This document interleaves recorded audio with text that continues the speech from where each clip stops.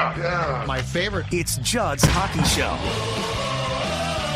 Well, I can tell you what my favorite thing is not. It's to watch the Wild get smoked here 4-0 tonight at the X. I'm at the X. AJ, as always, joining me from his home base so he can produce this thing. We always appreciate him doing that.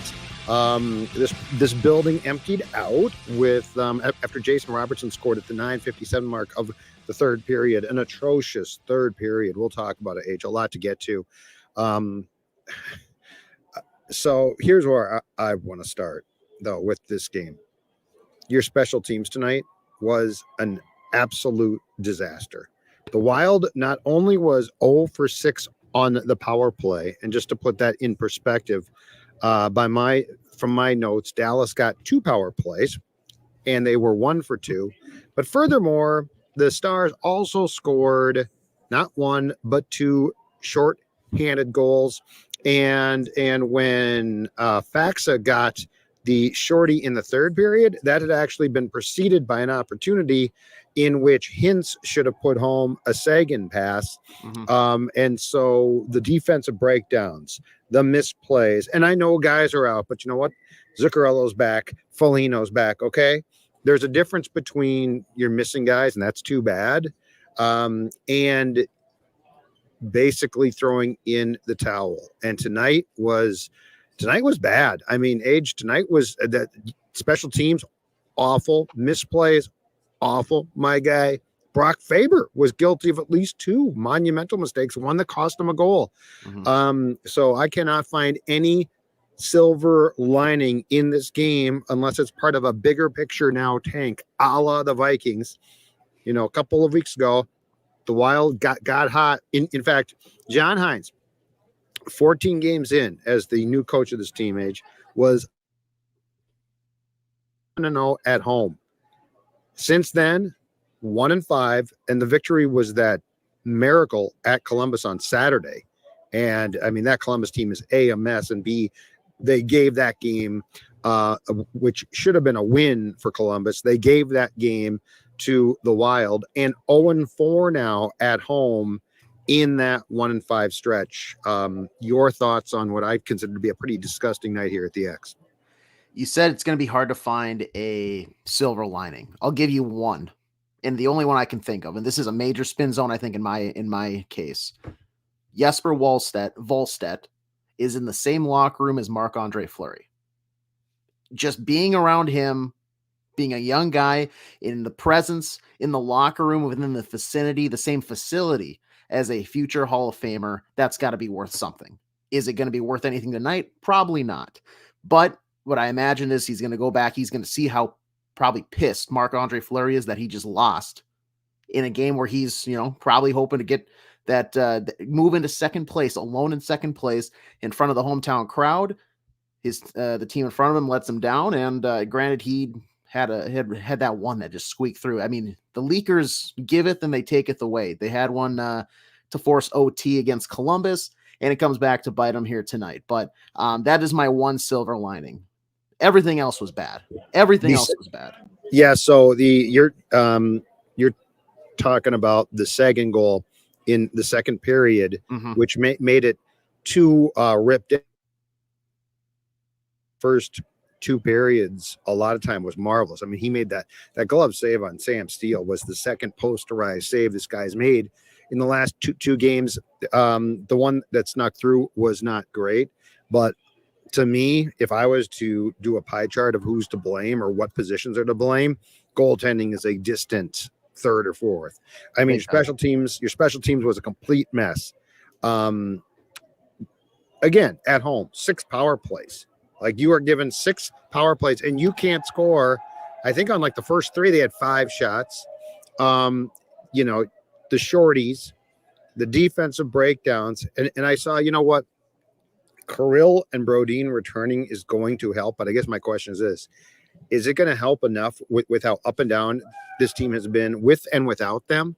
I just thought tonight was at home. I thought tonight was just a horrific performance. I don't see, they tried hard. This goes back age to, was it a week ago? Was it a week ago Tuesday or 2 weeks ago now? when they played Calgary and lost. And I thought they played pretty damn well. And it was a tough loss at home. It definitely hurt, but they came out and definitely played, I thought, a competitive game. First period was bad. After that, but then they came back here on Thursday and laid a clunker. And this tonight was one of the biggest clunkers of the season. And here's the incredible thing. You played at Dallas on November the 12th and lost 8-3. So you played two incredible clunkers against the Stars, in which you have now been outscored by a total of 12-3. And just also Matt Murray. Okay. This is not him. This is not the guy. In fact, I wrote this down. Okay. This is not the guy. If you're like, did veteran Matt Murray surface with the Dallas Stars? You know, the 29-year-old Matt Murray from Thunder Bay, who's played 8 years, 272 games, has had stops. In fact, he is the guy who sort of took over for Flower in the postseason in Pittsburgh. And then he went to Ottawa, and he is now currently with Toronto. He's hurt. No, this is a 25-year-old goaltender who with Jake Ottinger out for the past 10 games. He's close to returning, but the Lakeville native is not back yet. And Scott Wedgwood, basically having been relied on for quite a while by the Stars, this kid was recalled. This was his first game of the season with the big club, and he had played in his career 3 National Hockey League games, a 339 goals against, an 844 save percentage. This is not the Matt Murray you think it was. This is a guy who basically was put between the pipes because Dallas was desperate. He records 23 saves. He only faced 2 shots in the third period, and the Wild went home. Yeah, the Bally crew put up a graphic pregame that was like Matt Murray versus the goaltending match. Matt Murray versus Marc-Andre Fleury, career numbers. And it was like 1,003 games for Marc-Andre Fleury, 3 for Matt Murray. And I was like, 1, I must have missed a trade or something. And 2, that's not right. Matt Murray's played more than 3 games in his career. And then, yeah, I went to do a little digging, and 5 minutes later, I was like, oh my God, this screams Minnesota Wild is losing. Little did I know it'd be a shootout. But to your point a few moments ago, yeah, it huge clunker. The trend I think that I was getting really frustrated with leading up to, I guess, the majority of the season, they would start so slow, like that first period was their warm-up period, and then they would eventually get better, and then the third period, that was their time. Tonight it was the exact opposite, and I think that's what's even more frustrating, because they started genuinely well. The first 10 minutes, I want to say, they looked like the better team and they were controlling, and then as soon as that Rupe Hintz shorthanded goal, oh, well, I think you referenced it the other night, but the Bruce Boudreau, we're going to mope around and walk around and, it's not going out. It just declined. It was a free fall after that. It just kept getting worse and worse and worse, and nothing could reel it in. An intermission couldn't. Multiple power plays at home in front of a hometown crowd, which I don't blame the hometown crowd for leaving. They weren't given a show. These people are paying money. They're hard-earned money to come watch. Like, I don't blame them for booting as early as they did. Just it got progressively worse and worse and worse. And the people talking in the live chat right now, I think, have it exactly right. You should be outraged with this team's performance tonight, because if you're sitting down to dedicate your precious time to watch them play hockey, they should at least put forth a top-notch effort, even if they're going to get beat by a better team. Dallas is a good team. They're not 4 goals when the Wild have 6 power plays better than them. That's for sure. And to your point, like, if you get, because I think Dallas didn't get their first shot on goal till like, I don't know, 7 minutes in, into the game. But the reality is this, if you paid for this game, you should be pissed off.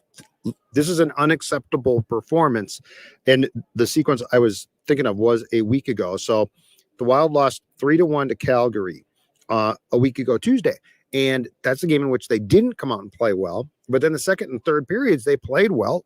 They lost. Okay, that's not a great loss. And by the way, Calgary got beat by the Blackhawks. So, and this is not a great Flames team. But then on Thursday night, Tampa Bay comes to town, and that's the 4-1 loss in which again, rolled over. And I saw that comment, and I agree with it. This Matthew Boldy showing up and then not showing up is really getting tiresome.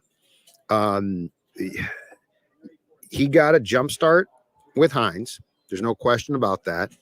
And I thought, okay, let's see an extended period of this play, because it's not hard to play hard. Like you can tell Boldy is an eye test guy for 100%, right? Like you can tell when he's playing hard. And we're right back to where we were with Dino and Boldy. And when you are making, $49 million over 7 years, that's not excusable. You can't do that. You can't no-show this amount of games. You need to be a top 6 guy. I don't care if Kirill Kaprizov is playing or not. I don't care who's playing. You are being paid to produce. And I think we're just back into one of these lulls. But Age, what scares me is, this is the lull of Jordan Greenway. Hell, this was the Charlie Coyle thing too. And they're all the same type of player. I'm not saying that they're exactly alike, but they all have that power forward. You got to bring your game. And if you take a night off, you're not talented enough. You don't have the natural talent to decide, I'm going to play hard tonight, but not for the next 2 nights. You've got to bring that style of game, that grit, that, God bless him. Second period, at least, Foligno, who missed the last game with an injury, was flying around trying to hit guys, trying to get the team engaged. But the problem is he was the one guy doing it and nobody seemed to care. I mean, that's really disturbing to me. Yeah. To your Boldy topic, it's frustrating because we know exactly what he can be, and he's shown it that he can play at a high level for multiple games in a row. It's not like it's a, Batman situation where sometimes there's the Boldy signal up in the sky and sometimes we're going to pack it away, and Commissioner Garen, if you will, is like, that's all right. No crime tonight, gents. Nothing needed. I don't understand why a guy who just, we've seen it enough, so maybe I shouldn't be shocked, but a guy that just got paid, I would, in a situation where the team superstar is out, I think all eyes drift to you next. Like, you are the next piece of the puzzle there. You should be taking reign. You should be hungry enough to find that extra gear so that every night, and I want to say tonight, I saw that in shifts. Like, there was a couple shifts where I was like, that's the Matt Boldy I want to see. That's the shift that he needed to turn it around. And then he gets out there again on the ice, and it's just, he looks like he looks like me out there in beer league. We're going to do the kind of the common room pass, and all right, back to the bench. Hey guys, I'm already winded here. All right. So I don't understand why we can't have Matt Boldy kick started. I would have assumed that the different pairings that John Hines has worked with all the injuries and stuff, something would have clicked. But if it comes down to he has to have a guy like Kirill Kaprizov on the opposite wing, that's an issue. Matt Boldy, I think, given the skill set that we've seen and just honestly his frame, he's a big enough, strong enough kid to where he should be able to do this on his own. He shouldn't need a supporting cast on a line. He should be able to be a guy that is the main attraction. I just need him to do that more consistently, and he's got to figure it out. This team is not going to have success if he's not doing it. That's for sure.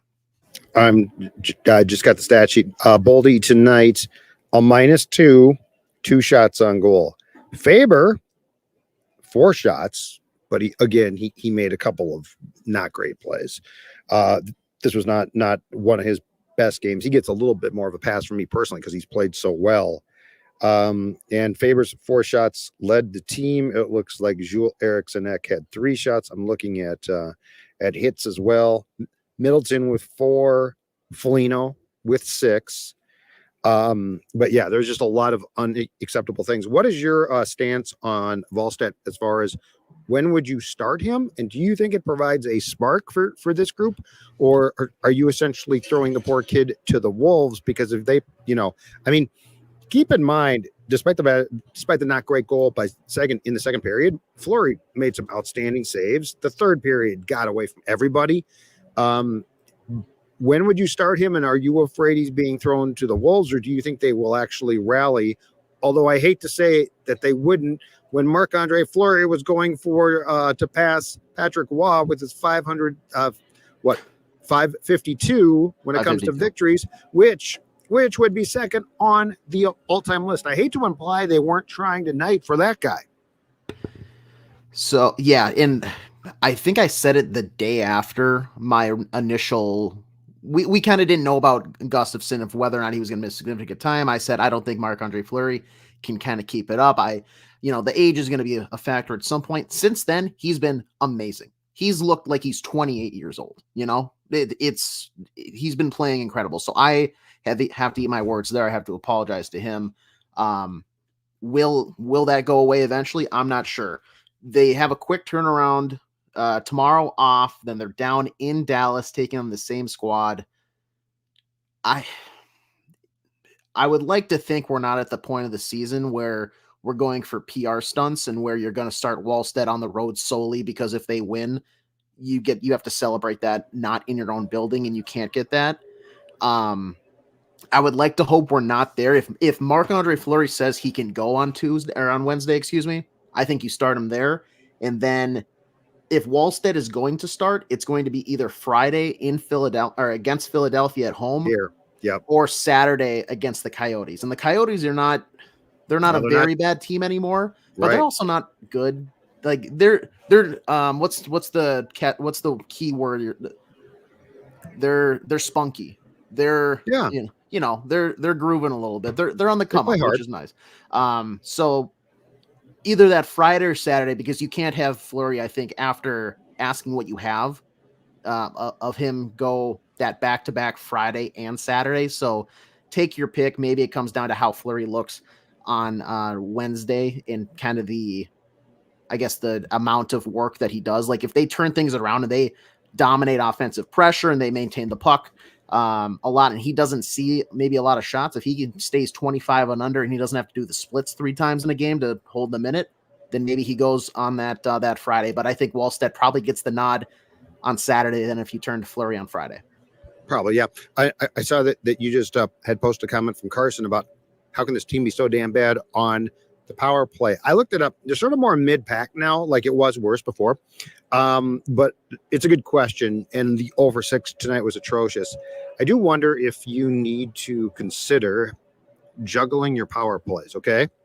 So it seems to me, and this is more from an eye test, but it seems to me that the first grouping of Eriksson Ek, Zuccarello, Rossi, Faber, and Boldy,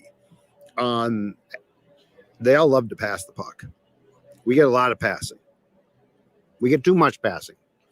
GA0077 is right with you there. He knows exactly.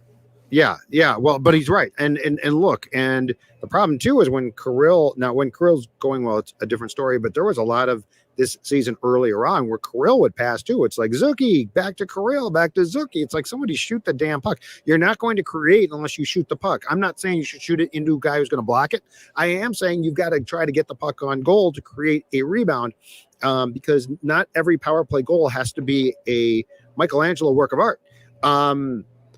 I wonder if it's time though to try some different things here as far as personnel goes. I wonder if it's time to try and mix things up to get some of these guys that are pass happy off the power play.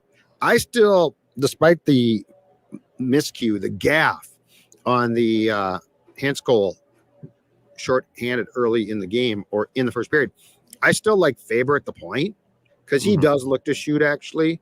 But after that, I am open to suggestions, and I think that we're at a point now where you can't look at what transpired tonight and not shuffle things up just a bit with that first power play and the second group as far as trying to cross-pollinate those two groups a little bit.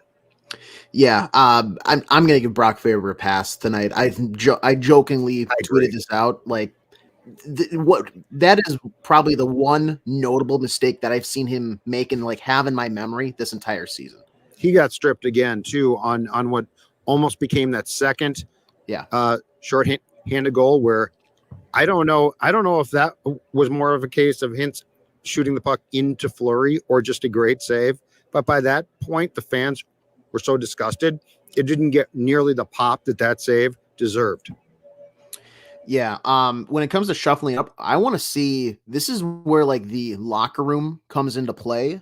You always hear about guys putting money on the board, and that's, it's like this guy's game or whatever, something like that. You're doing do something, get some money on the board for just shots on the power play. Whoever has the most at the end of the night takes all the cash. Do something, have some sort of incentive, because there should not be like you said, it's Kirill over to Zuki back. We don't need to be playing, catch here. This is not the Sandlot where Smalls is trying to learn to play catch with Dennis O'Leary here. Just shoot the puck. Brandon has it exactly right. Pucks on net. That's a very cliche thing to say in the hockey community, but guess what? It's cliche because it's got a purpose. It works. If you put pucks on net, especially not even on Matt Murray, who has played multiple games, Matt Murray, who's playing in his 4th career hockey game. Keep that in mind. 4th career NHL game. Pucks on net is what you need here tonight. There was one shot that I think is a little ill-advised, and that was on the 5-on-3. It was a quick give and go between Boldy and Rossi. And Rossi was at such a low angle. It was like the rock star zone, if you want to call it that, where Danny Heatley famously wanted a one-timer one time. But that shot, you have to hit the net. Otherwise, you get exactly what he did, which is you miss and you break it out for the opposition. Dallas Stars the other way, and it kills any momentum. So you need to have, and look at Alex Ovechkin. He's got his office, because guess what? Even if he misses, he's going to shoot there. But when he misses, his team is still in the offensive zone. It goes to the corner, and then it's a foot race to get to the puck. I need this team to shoot more. There's no reason there should be 5-on-3s, I want to say, that have 0 big chances being registered. You need to be shooting the puck much more often. And whether it's a one-timer from, that's going to be congested, or it's the Brock Faber tactical, floating wrist shot from the blue line, get pucks to the front, because like Brandon said, good things happen when you get there. Yeah. And if nothing else, you might get a rebound, and then you can put that in the net. It's really simple then. What's that? I'm going through the comments on my screen here too.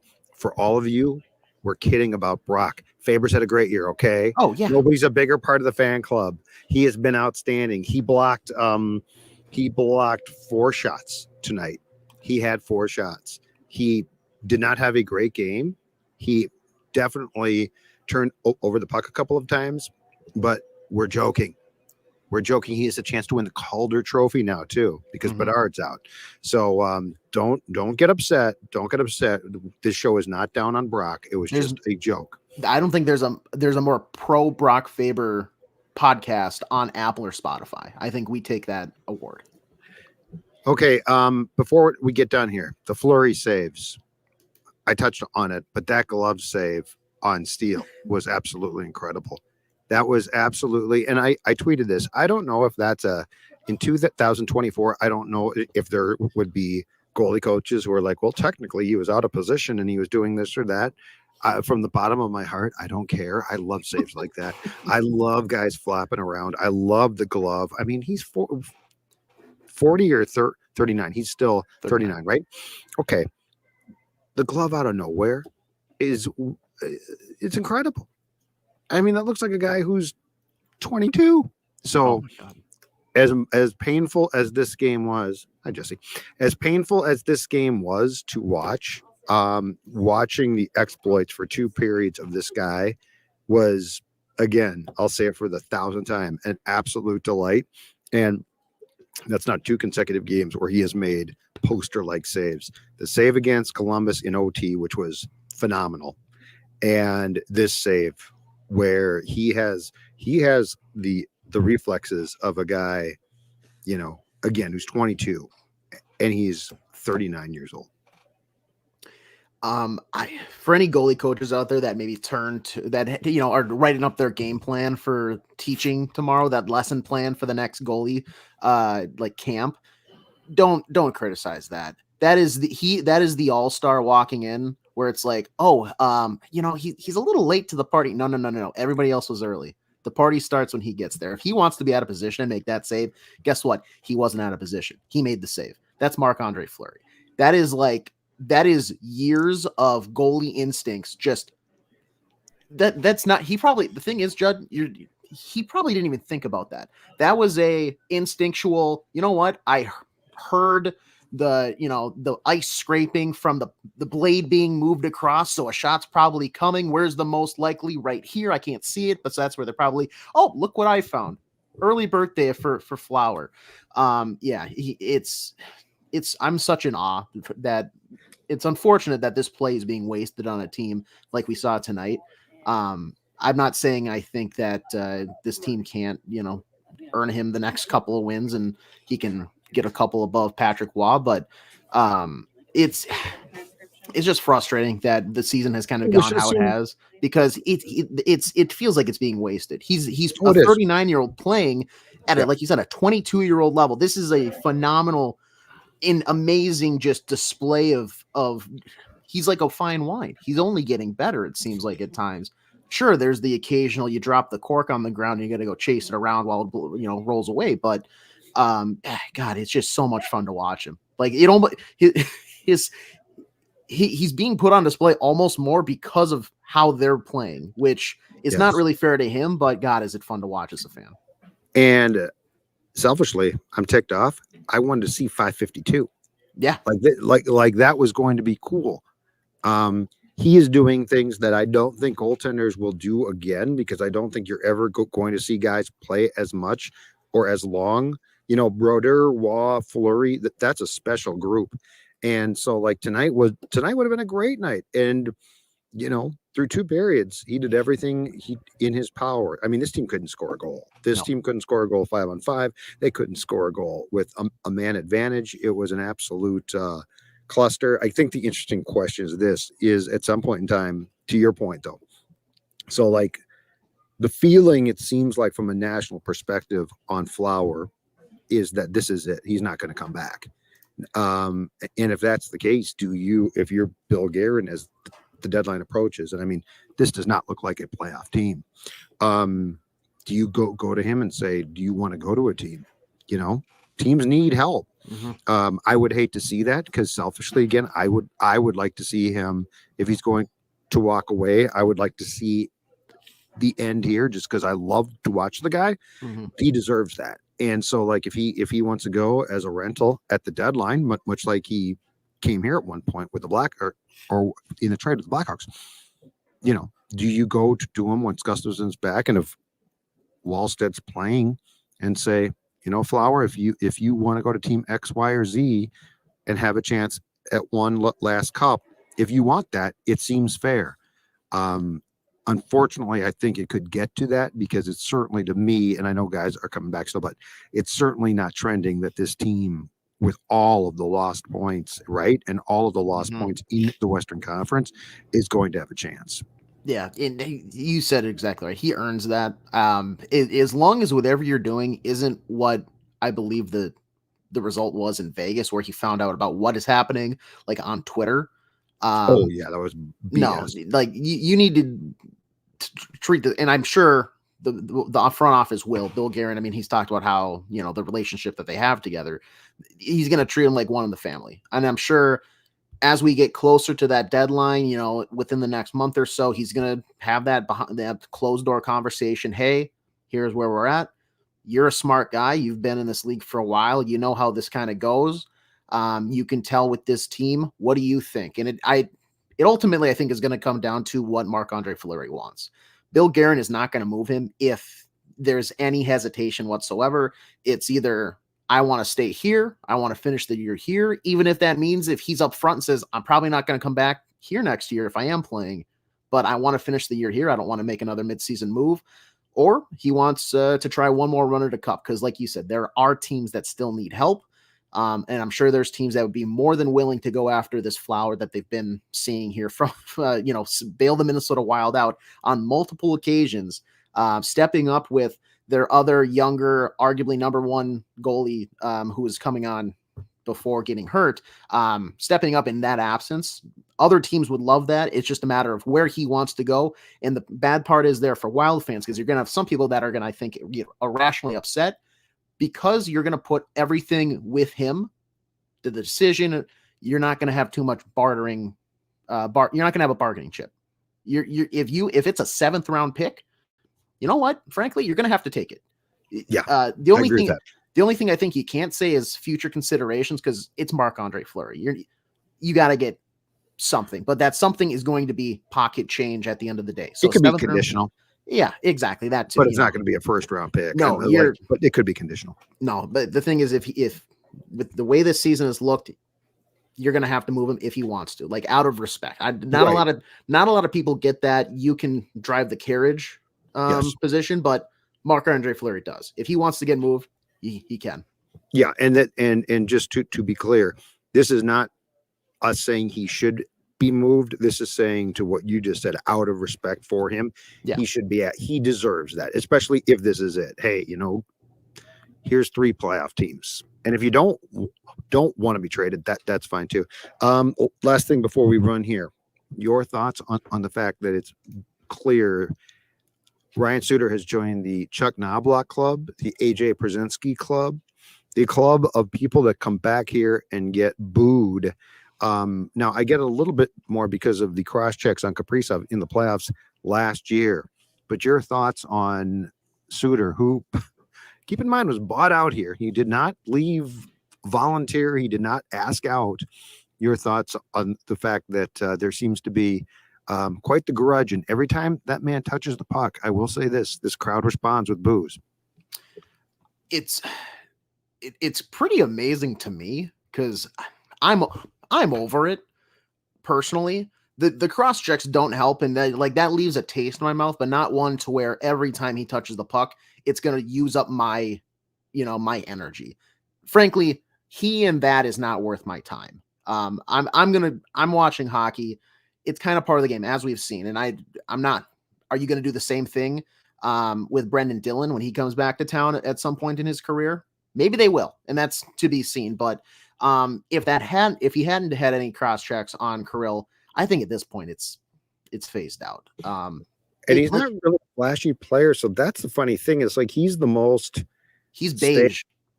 Yeah. So it's not like, Knobloch played baseball with an edge, right? Przinsky played it with a massive edge. Yes, he's just beige. He's just sort of fits. I mean, and look, in the dude's prime, he was really good, and he still plays a lot. But I mean, yeah, it's the most like, dude doesn't do anything. And what's so funny is, and the same thing. Now, this made more sense at the time when he signed here and left the Predators. The Nashville fans booed him.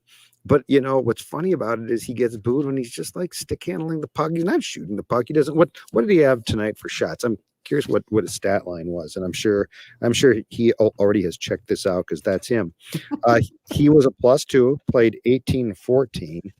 Oh, he played 18-14, and Faber 24-15. I bet he's complaining about that right now. Not enough. 1 shot on goal. So yeah, you're right. He's beige. I just think it's so funny now that he just gets booed, and it's like he's the one that was, and I agreed with it, but I mean, he's the one that was shown the door. And that Dallas team is a nice team. They've got some veteran talent. I'm curious how far that they can go, and they could make a run in the Western Conference because they've got some really years. But that's a long playoff run for a lot of guys that aren't young. Mm-hmm. That's a long playoff run. I just, Matt Duchene, Sagan, who's a nice player, really good, but he's not young. Jamie Benn, Dodonov, who has been around forever. Yeah. So it's not a young team, but I think it's pretty talented. Nonetheless, not really tested here tonight nearly enough. No.